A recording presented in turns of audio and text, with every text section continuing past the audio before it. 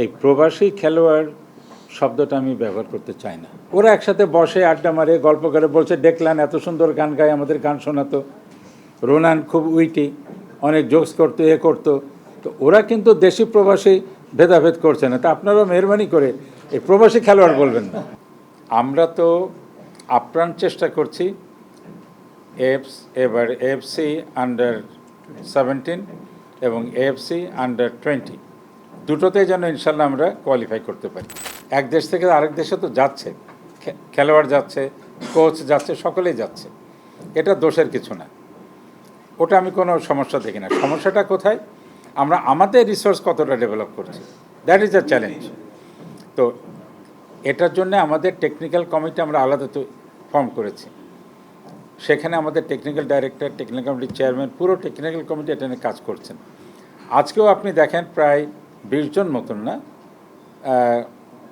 কোচকে আমরা B grade থেকে এ গ্রেডের জন্যে তারা এখনও কিন্তু ক্লাস করে যাচ্ছে, হয়তো আরও 4-5 দিন লাগবে। তা আমাদের কিন্তু এই যে কোচদের নিজস্ব রিসোর্স ডেভেলপমেন্ট করার প্রক্রিয়াটা আমরা কিন্তু খুবই সিরিয়াস এটার ব্যাপারে।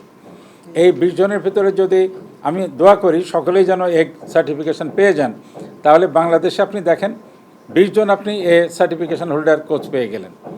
আমাদের উদ্দেশ্যটা অন্তত 100 থেকে 200 কোচ আমাদের দরকার, কারণ ফেডারেশন চাচ্ছে প্রত্যেকটা জেলা লেভেলে কোচ দিতে, এবং আমরা যদি প্রত্যেকটা জেলা লেভেলে কোচ দিতে পারি তাহলে সেখানে আপনি প্রান্তিক ফুটবলটাকে আপনি তুলে আনতে পারবেন।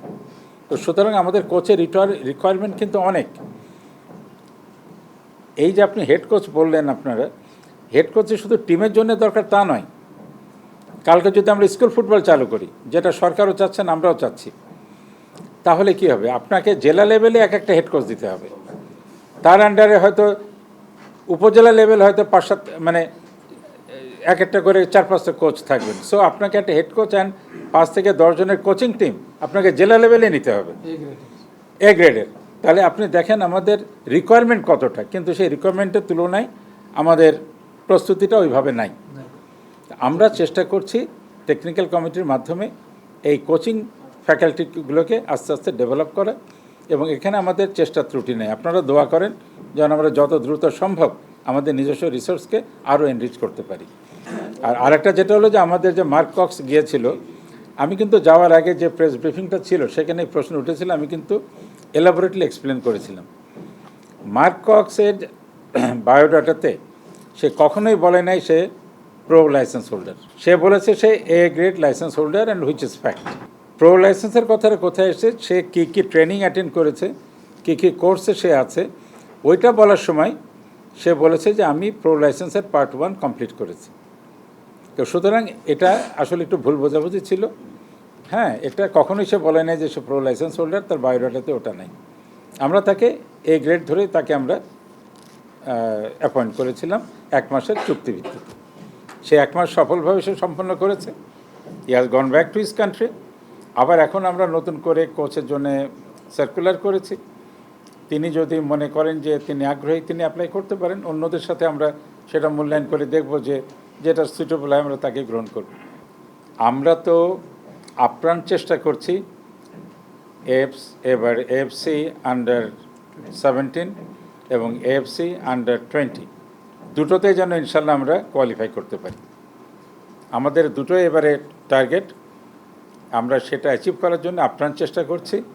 বাকি আপনাদের দোয়া, আল্লাহ ভরসা। একটা কথা আমি বলি, কারো প্রতি আমাদের কোনো অনুরাগ বা বিরাগ কোনোটাই নাই।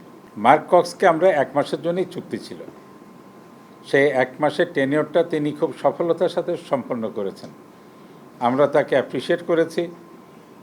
সে যাওয়ার সময় আমরা তাকে আরও অনুপ্রেরণামূলক ইনসেন্টিভ দিয়ে আমরা তাকে সম্পন্ন করেছি। তো 1 মাস পরে ইন এনি কেস আমাদের কোচ নিতে হতো।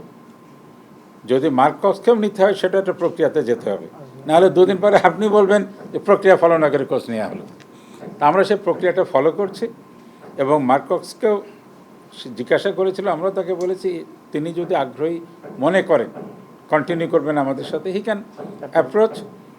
আমরা যদি আরও 5-7টা রিজুমে পাই, তখন দেখে শুনে আমাদের যেটা সবথেকে সুইটেবল মনে হবে আমরা সেখানেই যাব, সেখানে মার্কসটা আমরা কাউকে বাদ দিচ্ছি না। প্রক্রিয়ার কোনো বাইরে নিয়োগ দেওয়া হয়নি। ওই সময় আমাদের মনে হয়েছিল যে একটা কোচ আমাদের ইমিডিয়েটলি দরকার, কারণ আমাদের যে দুজন এখানে ছিলেন, আমরা তো হ্যাভিয়ার ক্যাবরেরারও সহযোগিতা নিয়েছি মার্কস থাকা অবস্থায় আলাপ আলোচনার জন্যে।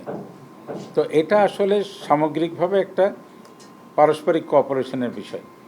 ওই সময় আমাদের মনে হলো যে একজন বাইরের এক্সপোজার আছে, তাদের এরকম একটা কোচ পেলে আমাদের সুবিধা হয়।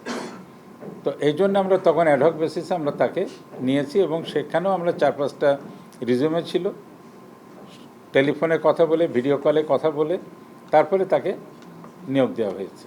এখানে কোনো পক্ষপাতিত্ব নাই, কিছু না। ওই সময় প্রয়োজন হয়েছিল, আচ্ছা ঠিক আছে তাহলে তাকে পাওয়া গেল, তা আসুক। এই প্রবাসী খেলোয়াড় শব্দটা আমি ব্যবহার করতে চাই না, কারণ আমাদের টিমে যখন ওরা খেলে, আমি কালকেও কথা বলেছি মিঠুর সাথে, ওদের সাথে, ওরা কিন্তু এটা ফিল করে না। ওরা একসাথে বসে আড্ডা মারে, গল্প করে, বলছে ডেকলান এত সুন্দর গান গায়, আমাদের গান শোনাতো, রোনান খুব উইটি, অনেক জোকস করতো, করতো। তো ওরা কিন্তু দেশি প্রবাসী ভেদাভেদ করছে না। তা আপনারাও মেহরবানি করে এই প্রবাসী খেলোয়াড় বলবেন না, যেটা হচ্ছে বংশোদ্ভূত খেলোয়াড় বলতে পারি আমরা। হয়তো তারা এখানে বাস করছে না। Now if I come to your answer, আমরা কিন্তু দরজা খোলা রেখেছি। যারা বাইরে থেকে বাস করেও বাংলাদেশের জন্যে ফিল করে, অন্তরে বাংলাদেশকে ধারণ করে, যারা এখানে এসে আমাদের বাংলাদেশে যারা বসবাস করছেন সেই ছেলেদের সাথে বা মেয়েদের সাথে খেলতে চাই, আমরা তাদেরকে স্বাগত জানাই। এবং আমরা কোনো ভেদাভেদ রাখতে চাই না। তারা সকলেই বাংলাদেশি বা বাংলাদেশি চেতনায় উদ্বুদ্ধ, এবং তারা যখন নিজেরা ক্যাম্প করে, খেলা করে, আপনি গেলে দেখবেন তাদের ভিতরে কোনো আপনি পার্থক্য করতে পারছেন না। তো সুতরাং our door is open, we encourage them to come, এবং সেখানে আমরা সবাই মিলেই ঠিক করবো যে কজন হচ্ছে। আমাদের একটা স্কোয়াডে তো 23 জন থাকে। তো 23 জনের ভেতরে যদি 3 জনও আমাদের বাইরে বসবাসকারী বাংলাদেশি থাকে, আর 20 জন তো আমাদের এখানে বসবাসকারী। তো সুতরাং এটাতে কাউকে বঞ্চিত হওয়ার কোনো সুযোগ নেই।